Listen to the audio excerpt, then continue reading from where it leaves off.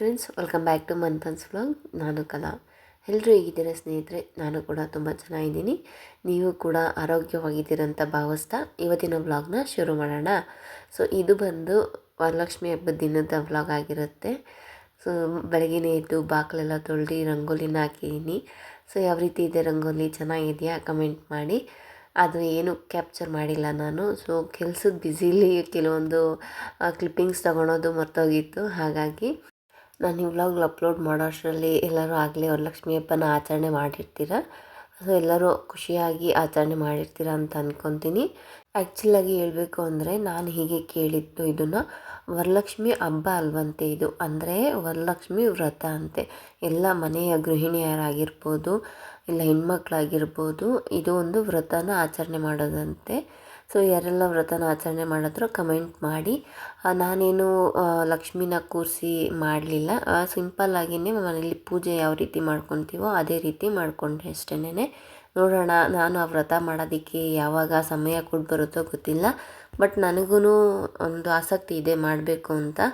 ಎಲ್ಲದಕ್ಕೂ ಸಮಯ ಬೇಕಂತೆ ಅಂತಾರಲ್ಲ, ಹಾಗೆಯೇ ಗೊತ್ತಿಲ್ಲ ಯಾವಾಗಾಗುತ್ತೆ ಅಂತ.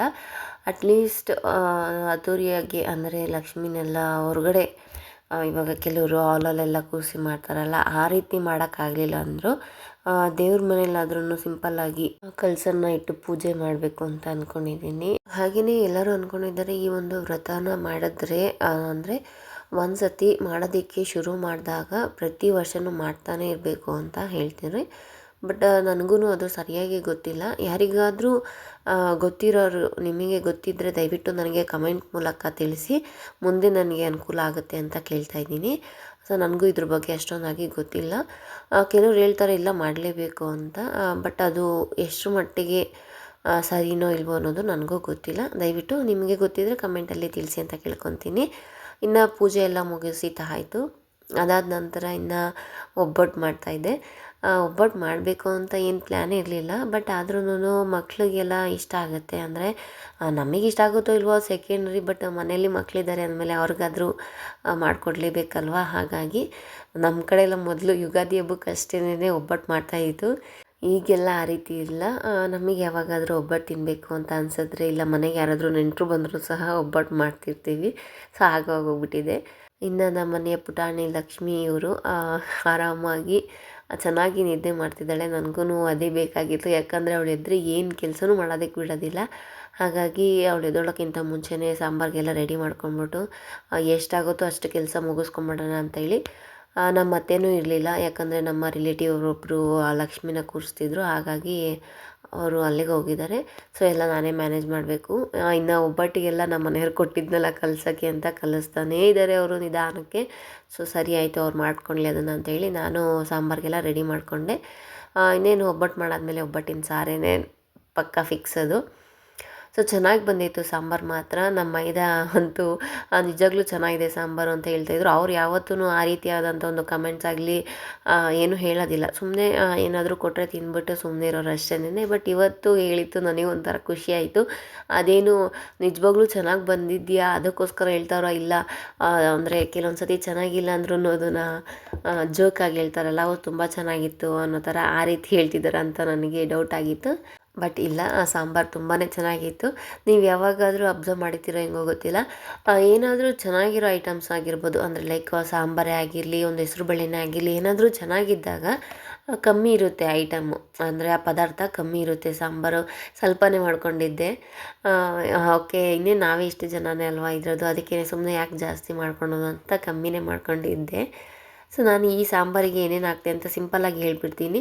ಏನಿಲ್ಲ ಸ್ನೇಹಿತರೆ, ಈರುಳ್ಳಿ, ಬೆಳ್ಳುಳ್ಳಿ, ಟೊಮೆಟೊ, ಹಾಗೆ ಸ್ವಲ್ಪ ಜೀರಿಗೆ ಜಾಸ್ತಿ ಹಾಕಿದ್ರೂ ತೊಂದರೆ ಇಲ್ಲ, ಟೇಸ್ಟ್ ಚೆನ್ನಾಗಿರುತ್ತೆ. ಹಾಗೆಯೇ ಹುಣಸೆಹಣ್ಣು ಸಹ ಹಾಕಿದ್ದೆ. ಕರಿಬೇವು, ರುಬ್ಬೋದಕ್ಕೂ ಕರಿಬೇವು ಹಾಕ್ಕೊಂಡಿದ್ದೆ. ಕೊತ್ತಂಬರಿ ಸೊಪ್ಪು ಸಹ ಹಾಕ್ಕೊಂಡಿದ್ದೆ. ಹಾಗೆಯೇ ತೆಂಗಿನಕಾಯಿ ಸ್ವಲ್ಪ, ಜಾಸ್ತಿ ಏನಿಲ್ಲ, ಸ್ವಲ್ಪ ತೆಂಗಿನಕಾಯಿ. ಯಾಕಂದರೆ ನಾವು ಇದನ್ನು ಗಟ್ಟಿಯಾಗಿ ಮಾಡೋದಿಲ್ಲ, ಸುಮ್ಮನೆ ಸ್ವಲ್ಪ ತೆಳ್ಳಗೆ ಇರಬೇಕಲ್ಲ, ಹಾಗಾಗಿ ಸ್ವಲ್ಪನೇ ತೆಂಗಿನಕಾಯಿ ಹಾಕ್ಕೊಂಡಿದ್ದೆ. ಹಾಗೆಯೇ ಖಾರಕ್ಕೆ ತಕ್ಕಷ್ಟು ಮೆಣಸಿನ್ಕಾಯಿ, ಒಣಮೆಣ್ಸಿನ್ಕಾಯಿ ಹಾಕ್ಕೊಬೋದು. ಹಾಗೆಯೇ ಬ್ಯಾಡಗಿ ಮೆಣಸಿನ್ಕಾಯಿ ಸಹ ಒಂದು 5-6 ಹಾಕ್ಕೊಬೋದು. ಕಲರಿಗಷ್ಟೇ, ಅದೇನು ಖಾರ ಇರೋದಿಲ್ಲ. ಇಷ್ಟನ್ನು ಹಾಕ್ಕೊಂಡು ಚೆನ್ನಾಗಿ ಫ್ರೈ ಮಾಡಿಕೊಂಡು ನಂತರ ರುಬ್ಬಿ ಅದಕ್ಕೆ ಒಗ್ಗರಣೆನ ಹಾಕ್ಕೊಂಡೆ. ಒಗ್ಗರಣೆಗೆ ಸಾಸಿವೆ, ಕರಿಬೇವಿನ ಸೊಪ್ಪು ಹಾಕಿ ಬೆಳ್ಳುಳ್ಳಿ ಇಷ್ಟನ್ನು ಒಗ್ಗರಣೆ ಹಾಕ್ಕೊಂಡು ನಾವೇನು ಬೇಳೆ ಬೇಯಿಸಿರ್ತೀವೋ ಆ ನೀರನ್ನ ಹಾಕಬೇಕು. ಹಾಗೆಯೇ ರುಚಿಗೆ ತಕ್ಕಷ್ಟು ಉಪ್ಪು ಹಾಕಿ ಒಂದು ಕುದಿ ಬರೋ ತನಕ ಕುದಿಸಿದ್ರೆ ಸಾಂಬಾರು ರೆಡಿ ಆಗುತ್ತೆ. ಸುಮ್ಮನೆ ಇದನ್ನೆಲ್ಲ ಮಿಕ್ಸಿಲಿ ರುಬ್ಬೋದು ಯಾಕೆ ಅಂತ ಹೇಳಿ ಒಳ್ಕಲ್ಲಲ್ಲೇ ಟ್ರೈ ಮಾಡ್ತಾ ಇದ್ದೀನಿ. ನಾನೇನು ಜಾಸ್ತಿ ಒಳ್ಕಲ್ಲಲ್ಲಿ ರುಬ್ಬೋದಿಲ್ಲ. ನಮ್ಮ ಅತ್ತೆ ಇದ್ದಿದ್ರೆ ಅವರೇನೆ ರುಬ್ಕೊಡ್ತಿದ್ರು. ಬಟ್ ಇದನ್ನೆಲ್ಲ ಮಿಕ್ಸಿಗೆ ಹಾಕೋ ಬದಲು ಒಳ್ಕಲ್ಲಲ್ಲಿ ರುಬ್ಬೋದೇ ಒಳ್ಳೆಯದು ಅಂತ ಅಂದ್ಬಿಟ್ಟು, ಯಾಕಂದರೆ ಇದಕ್ಕೆ ನೀರೆಲ್ಲ ಹಾಕಲ್ವಲ್ಲ, ಗಟ್ಟಿಯಾಗಿರಬೇಕು ಸ್ವಲ್ಪ ಅಂತ ಹೇಳಿ ಸುಮ್ಮನೆ ಮಿಕ್ಸಿಯಲ್ಲೆಲ್ಲ ಹಾಕೊಂಡು ಟೈಮ್ ವೇಸ್ಟ್ ಮಾಡೋದು ಬೇಡ ಅಂತ ಹೇಳಿ ಇದರಲ್ಲೇ ಟ್ರೈ ಮಾಡ್ತಾಯಿದ್ದೀವಿ. ನಮ್ಮ ಮನೆಯವರು ಇದ್ರು ಸಹ ಹೆಲ್ಪಿಗೆ. ಸೊ ಅವರು ಕೆಲ್ಸಕ್ಕೆ ಹೋಗ್ಬೇಕು ಆ್ಯಕ್ಚುಲಾಗಿ. ಬಟ್ ಹೋಗೋಷ್ಟರಲ್ಲಿ ಏನಾಗುತ್ತೋ ಅದನ್ನು ಹೆಲ್ಪ್ ಮಾಡಿಕೊಟ್ಟು ಹೋಗ್ತೀನಿ ಅಂತ ಹೇಳಿ ಮಾಡ್ತಿದ್ದಾರೆ. ಆಗಲಿ ತೆಂಗಿನಕಾಯಿ ಎಲ್ಲ ತುರ್ಕೊಟ್ರು ಅವರೇನೆ. ಏನಾದರೂ ಒಂದು ಕೆಲಸ ಮಾಡಬೇಕಾದ್ರೆ ಮಧ್ಯದಲ್ಲಿ ಏನು ಅಡೆತಡೆ ಆದರೆ ಎಷ್ಟು ಕೋಪ ಬರುತ್ತೆ ಗೊತ್ತಾ. ನನಗೆ ಕೋಪ ಬರೋದಕ್ಕಿಂತ ಅಂದರೆ ಟೈಮ್ ಸರಿಯಾಗಿ ಮಾಡಿಬಿಡ್ಬೇಕು ಅಂತ ಹೇಳಿ ನಾನು ಒಳ್ಕಲ್ಲಲ್ಲಿ ರುಬ್ತಾ ಇದ್ದೆ. ಅದು ನೋಡಿದ್ರೆ ಆ ಕಡ್ಡಿ ಲೂಸಾಗಿ ಬಿಚ್ಕೊಂಡ್ಬಿಡ್ತು. ಸರಿ ಅಂಥೇಳಿ ಹಾಗೆಯೇ ಹಿಟ್ಟಿನ ದೊಣ್ಣೆ ಇತ್ತು ಅಲ್ಲೇನೆ, ಅದರಲ್ಲೇ ಟೈಟ್ ಮಾಡೋಣ ಅಂತೇಳಿ ಒಂದೆರಡು ಏಟು ಕೊಟ್ಟೆ. ಬಟ್ ಅದು ಇನ್ನೂ ಟೈಟ್ ಆಗಲಿಲ್ಲ. ಮತ್ತು ಅದನ್ನು ಸರಿ ಮಾಡಿಕೊಂಡು ರುಬ್ಬಿತಾಯಿತು. ನಾನೇನು ಜಾಸ್ತಿ ಮಾಡ್ಕೊಂಡಿರಲಿಲ್ಲ. ಜಸ್ಟ್ ಒಂದು 2 ಗ್ಲಾಸಷ್ಟು ಅಂದರೆ 2 ದೊಡ್ಡ ಗ್ಲಾಸಷ್ಟು ಬೇಳೆನ ಹಾಕಿದೆ ಬೇಯೋದಕ್ಕೆ. ನಂತರ ಅದಕ್ಕೆ ಮತ್ತು ತೆಂಗಿನಕಾಯಿ ಆಗಿರಲಿ, ಬೆಲ್ಲ ಆಗಿರಲಿ ಎಲ್ಲ ಹಾಕಬೇಕಲ್ಲ, ಇನ್ನೊಂದು ಸ್ವಲ್ಪ ಜಾಸ್ತಿ ಆಗುತ್ತೆ. ಸೊ ಹಾಗಾಗಿ ನನಗೆ ಒಂದು 20 ಒಬ್ಬಟ್ಟಾದರೂ ಸಾಕು ಮನೆಯಲ್ಲಿ. ಸುಮ್ಮನೆ ನಾವೇನು ಜಾಸ್ತಿ ಸ್ವೀಟ್ನ ಲೈಕ್ ಮಾಡಲ್ಲ, ಬಟ್ ಆದರೂ ಮಾಡ್ತೀವಿ. ಬಟ್ ಕಮ್ಮಿ ಕ್ವಾಂಟಿಟಿಲಿ ಮಾಡ್ಕೊತೀವಿ. ಮಕ್ಳಿಗೆ ಬೆಳಗ್ಗೆನೇ ಸ್ನಾನ ಮಾಡಿಸಿ ಎಲ್ಲ ಅವ್ರನ್ನ ಫ್ರೆಶ್ ಅಪ್ ಆಗಿ ಹೊಸ ಬಟ್ಟೆ ಏನು ಇಕ್ಕಿರಲಿಲ್ಲ. ಯಾಕಂದರೆ ನಮ್ಮ ಮಕ್ಳು ಗೊತ್ತಿದೆಯಲ್ಲ, ಹೊಸ ಬಟ್ಟೆ ಇಟ್ಕೊಂಡ್ರೆ ಯಾವ ರೀತಿ ಆಗುತ್ತೆ ಅಂತ ಹೇಳ್ತೀನಿ ನಾನು ನಿಮಗೆ ಮುಂದೆ. ಅದಾದ ನಂತರ ನಾನು ಮಧ್ಯಾಹ್ನದೆಲ್ಲ ರೆಸ್ಟ್ ತೊಗೊಂಡಿದ್ದಾಯಿತು. ಈಗ ಸಂಜೆ ಆಗಿದೆ. ಸಂಜೆ ಮೇಲೆ ರೆಡಿಯಾಗಿ ಇನ್ನೇನು ಅರ್ಶಿನ ಕುಂಕುಮಕ್ಕೆ ಮನೆಗೆ ಬರ್ತಾರೆ, ಇಲ್ಲ ನಾವು ಹೋಗೋದಾಗಿರಲಿ ಇದ್ದೇ ಇರುತ್ತೆ ಅಲ್ವಾ. ಹಾಗಾಗಿ ನನ್ನ ಮಗಳಂತೂ, ದೊಡ್ಡ ಮಗಳು, ನಾನು ಪೂಜೆ ಮಾಡ್ತೀನಿ ಅಂಥೇಳಿ ಅವಳೇನೇ ಕಡ್ಡಿ ಹಚ್ಚಿ ಗಂಟೆ ಬಾರಿಸ್ಕೊಂಡು ಪೂಜೆ ಮಾಡ್ತಿದ್ದಾಳೆ. ಬಟ್ ಇಲ್ಲಿ ನೋಡಬೇಕು ನನ್ನ ಚಿಕ್ಕ ಮಗಳದು, ನನಗೆ ಈ ಬಟ್ಟೆ ಬೇಡ ತೆಗಿ ಅಂತ ಹೇಳಿ ತೆಗ್ದಾಕ್ತಿದ್ದಾಳೆ. ನಿಮ್ಮ ಮನೇಲೂ ಈ ಥರ ಮಕ್ಕಳಿದ್ರೆ ದಯವಿಟ್ಟು ಕಮೆಂಟ್ ಮಾಡಿ. ಏನೋ ಹಬ್ಬದ ದಿವಸ ಚೆನ್ನಾಗಿರೋ ಬಟ್ಟೆ ಅಂದರೆ ಈ ಥರ ಲಂಗ ಬ್ಲೌಸ್ ಹಾಕೊಂಡ್ರೆ ತುಂಬಾ ಚೆನ್ನಾಗಿ ಕಾಣ್ತಿದ್ಲು ಅವಳು ಹಾಕ್ಕೊಳ್ಲಿಲ್ಲ, ನನಗೆ ಬೇಡ ಅಂತ ಹೇಳಿ ಅವ್ರ ಅಜ್ಜಿ ಹೊಲ್ಸ್ಕೊಟ್ಟಿದ್ರು ಮಕ್ಳಿಗೆ ಹಾಕ್ಕೊಳ್ಳಿ ಅಂತ ಹೇಳಿ. ದೊಡ್ಡವಳು ಹೆಂಗೋ ಹಾಕ್ಕೊಂಡ್ಳು, ಚಿಕ್ಕವಳೇನೇ ಹಾಕ್ಕೊಳ್ಲಿಲ್ಲ. ಸರಿ ಆಯಿತು, ಓಕೆ, ಇನ್ನೇನು ಮಾಡೋದು, ಅವಳಿಗೆ ಕಂಫರ್ಟಬಲ್ ಆಗಿರೋದಿಲ್ಲ. ಇಲ್ಲಾಂದರೆ ಅದನ್ನು ತೆಗಿಯೋ ತನಕ ಏನಾದರೂ ಒಂದು ಅಳ್ತಾನೆ ಇರ್ತಾಳೆ. ಹಾಗಾಗಿ ಇನ್ನು ಮಕ್ಕಳನ್ನೆಲ್ಲ ಮನೆಯಲ್ಲೇ ಬಿಟ್ಟು ಬಂದೆ. ಸಂಜೆ ಮೇಲೆ ಅವ್ರನ್ನೆಲ್ಲ ಒಬ್ರನ್ನ ಕರ್ಕೊಂಬಂದರೆ ಇನ್ನೊಬ್ರಿಗೆ ಬೇಜಾರಾಗುತ್ತಲ್ವ. ಹಾಗಾಗಿ ಇಬ್ಬರೂ ಟಿ ವಿ ನೋಡ್ಕೊಂಡು ಮನೇಲಿ ಇರಲಿ ಅಂತ ಹೇಳಿ ಮನೆಯಲ್ಲೇ ಬಿಟ್ಟು ನಾನು ಅರ್ಶಿನ ಕುಂಕುಮಕ್ಕೆ ಹೇಳಿರ್ತಾರಲ್ವ ಅವ್ರ ಮನೆಗೆಲ್ಲ ಹೋಗಿ ಅರ್ಶಿನ ಕುಂಕುಮ ತೊಗೊಂಬಂದೆ. ತುಂಬಾ ಚೆನ್ನಾಗಿ ಕೂರಿಸಿದ್ರಲ್ಲ, ನನಗೆ ಅದನ್ನೆಲ್ಲ ನೋಡಿ ಖುಷಿಯಾಗುತ್ತೆ. ನಾವು ಮಾಡಬೇಕು ಅಂತ, ನೋಡೋಣ ನಮ್ಮ ಶಕ್ತಿ ಎಷ್ಟಿರುತ್ತೋ ಅಷ್ಟಕ್ಕಾದರೂ ಮಾಡೋಣ ಅಂತ ಡಿಸೈಡ್ ಮಾಡಿಬಿಟ್ಟಿದ್ದೀನಿ. ತುಂಬ ಚೆನ್ನಾಗಿಯೇ ಕೂರಿಸಿದ್ರು ಎಲ್ಲರೂ. ಆ ಒಂದು ಅಲಂಕಾರ ಆಗಿರ್ಬೋದು ಪ್ರತಿಯೊಂದೂ ತುಂಬಾ ಚೆನ್ನಾಗಿತ್ತು. ಇನ್ನು ನಾನು ಮನೆಗೆ ಹೋಗೋಷ್ಟರಲ್ಲಿ ಆಗಲೇ 9 ಗಂಟೆ ಆಗೋಗ್ಬಿಟ್ಟಿತ್ತು. ಅಪ್ಪ ಮಕ್ಕಳೆಲ್ಲ ಆಟ ಆಡಿಕೊಂಡು ಊಟನೇ ಮಾಡಿರಲಿಲ್ಲ ಇನ್ನು. ಸೊ ನಾನು ಹೋದ್ಮೇಲೆ ಎಲ್ಲರೂ ಒಟ್ಟಿಗೆ ಕೂತ್ಕೊಂಡು ಊಟ ಮಾಡಿದ್ದಾಯಿತು. ಊಟ ಮಾಡಿದ ನಂತರ ನಮ್ಮ ಕಡೆ ಹೇಗೆ ಅಂದರೆ, ಈಗ ತಿಂಗಳು ತುಂಬ್ತಿದ್ದಂಗೆ ಮಕ್ಕಳಿಗೆ ದೃಷ್ಟಿ ತೆಗ್ದಾಕ್ತೀವಿ. ಹಸಿನ ಸಗಣಿಲಾಗಿರ್ಬೋದು, ಕೆಂಪು ನೀರು ಮಾಡಿ ಎಲೆನ ನೀವ್ಸೋದಾಗಿರ್ಬೋದು, ಆ ರೀತಿಯಾಗಿ 3 ಥರನೇ ಅಂದ್ಕೊಳ್ಳಿ. ಸೊ ಈ ರೀತಿ ಮಾಡ್ತೀವಿ.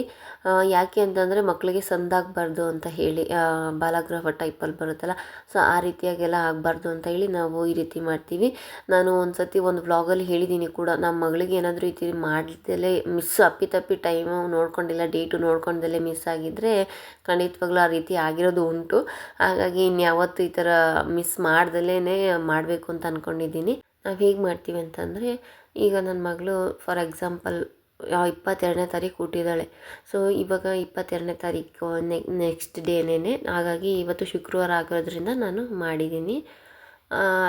ನೆಕ್ಸ್ಟ್ ಮಂತ್ ಮತ್ತೆ ತಿರ್ಗಾ ನೆಕ್ಸ್ಟ್ ಮಂತ್ 22ನೇ ತಾರೀಕಿಗೆ ಯಾವಾಗಾದರೂ ಮಧ್ಯದಲ್ಲಿ 19ನೇ ತಾರೀಕು ಇಲ್ಲ 20, 21 ಈ ರೀತಿ 3 ದಿವಸಗಳಲ್ಲಿ ಶುಕ್ರವಾರ ಇಲ್ಲಾಂದರೆ ಮಂಗಳವಾರ ಹಾಗೆಯೇ ಭಾನುವಾರ ಸಿಗಿಸ್ಕೊಂಡು ಮಾಡ್ಕೊಬೇಕು. ಈ ರೀತಿಯಾಗಿ ಸಗಣಿನ 3 ಸತಿ ನೀವಿಳಿಸ್ಬಿಟ್ಟು, ಹಾಗೆ ಕತ್ತಿನಿಂದೆ ಒಳಗುಣಿ ಅಂತ ಹೇಳ್ತೀವಿ ನಾವು, ಅಲ್ಲಿಗೆ ಮುಟ್ಟಿಸ್ಬೇಕು, ರತ್ನೀರು ಮಾಡಬೇಕು. ಹಾಗೆ ಎಲ್ಲೆಲ್ಲಿ ನೀವಿಳಿಸ್ಬಿಟ್ಟು 3 ದಾರಿ ಕೂಡಿರೋಂಥ ಕಡೆ ಹೋಗಿ ಚೆಲ್ಲಬೇಕು. ಸೊ ಈ ರೀತಿ ಮಾಡ್ಕೊಂಬರೋಂಥದ್ದು. ನಾನೇನು ನಮ್ಮ ಅತ್ತೆ ಇದ್ದರೆ ಅವರೇ ಮಾಡ್ತಿದ್ರು, ಅಜ್ಜಿರಿದ್ದರೆ ಅಜ್ಜಿರ ಕೈಲೇ ಮಾಡಿಸ್ಬೇಕು. ಅಮ್ಮಂದಿರು ಪರವಾಗಿಲ್ಲ, ಅಕಸ್ಮಾತ್ ಯಾರೂ ಇಲ್ಲ ಅಂತಂದರೆ ಅಮ್ಮಂದಿರೇ ಮಾಡಿದ್ರೂ ತೊಂದರೆ ಏನಿಲ್ಲ. ನಾನು ಇದ್ರ ಬಗ್ಗೆ ನಿಮಗೆ ಅರ್ಥ ಆಗಿಲ್ಲ ಅಂದರೆ ಮತ್ತೆ ಯಾವುದಾದ್ರೂ ವ್ಲಾಗಲ್ಲಿ ತಿಳಿಸ್ಕೊಡ್ತೀನಿ. ಸೊ ಅದನ್ನೆಲ್ಲ ಆಯಿತು. ನಂತರ ಈ ಹಸುಗಳು ಓಡಾಡೋದಕ್ಕೆ ಗೋಣಿ ಚೀಲ ಹಾಸಿರ್ತೀವಿ, ಟೇಲ್ಸ್ ಮೇಲೆಲ್ಲ ಜಾರ್ಕೊಂಡ್ಬಿಡುತ್ತೆ ಹಸುಗಳು. ಆ ರೀತಿ ಚೀಲನ ಹಾಕಿ ಹಸುಗಳ್ನೆಲ್ಲ ಕಟ್ಟಾಕಿದ್ಮೇಲೆ ಎತ್ತಿಕ್ತೀವಿ. ಸೊ ರಾತ್ರಿ ಮತ್ತೆ ಮಳೆ ಗಿಳೆ ಬಂದರೆ ನೆಂದೋಗ್ಬಿಡುತ್ತೆ ಅಂತ ಹೇಳಿ ನೋಡಬೇಕು ಮನೇಲಿ ಮತ್ತೆ ತಿರ್ಗಾ ಅಳ್ಳಿರೋದೇನೆ. ಆ ಎಲೆ ಅಡಿಕೆ ಎಲ್ಲ ತಂದಿದ್ನಲ್ಲ, ಸೊ ಅಲ್ಲಿ ಡೈನಿಂಗ್ ಅಲ್ಲಿ ಇಟ್ಟಿದ್ದೆ, ಎಲ್ಲ ಅಳ್ದುಬಿಟ್ಟಿದ್ರು. ಅದನ್ನ ಎತ್ತಿಟ್ಟು ಮಲ್ಕೊಂಡ್ರೆ ಸಾಕಪ್ಪ ಅಂತ ಅನ್ಸ್ಬಿಟ್ಟಿತ್ತು. ಸೊ ಐ ಹೋಪ್ ನಿಮಗೆ ವ್ಲಾಗ್ ಇಷ್ಟ ಆಗಿರುತ್ತೆ ಅಂತ ಅನ್ಕೊತೀನಿ. ಮತ್ತೆ ಸಿಗೋಣ ಮುಂದಿನ ವ್ಲಾಗಲ್ಲಿ. Thanks for watching. ಧನ್ಯವಾದಗಳು.